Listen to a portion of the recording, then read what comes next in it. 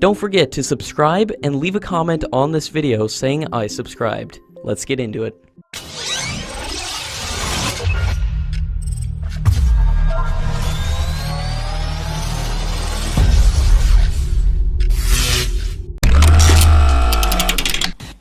According to latest reports, India has requested Russia to extend the license for manufacturing the Su-30 aircraft at Hindustan Aeronautics Limited, which could mean an additional order for the multi-role fighter jets is on track once the 272 fighters under the current order are delivered to the Indian Air Force. India's Ministry of Defence has requested Russia to supply Hindustan Aeronautics with the necessary raw materials and subsystems that are required to build an additional squadron of Su-30 fighter jets. India has upgraded its Su-30 aircraft in the past 2 years to carry the BrahMos system and the indigenously developed Beyond Visual Range system.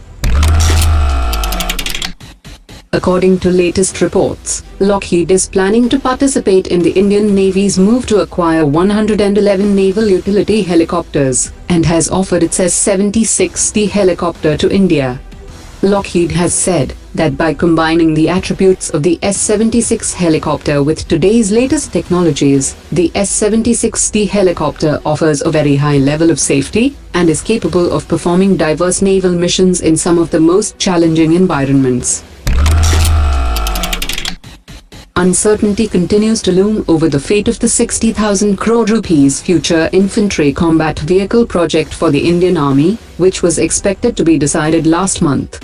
According to sources, no decision has been taken, and the file has been sent back to the Indian Army headquarters to decide how the Army would want the project to go forward. According to sources, the Defence Ministry wants the Army to pay for the project, and no forward movement is expected on the FICV project by the end of March 2019.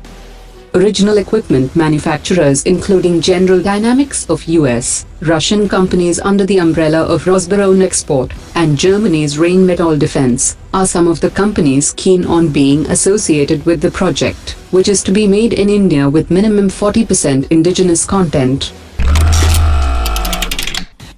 The Indian Defence Minister had recently inaugurated the first defence industrial corridor of the country.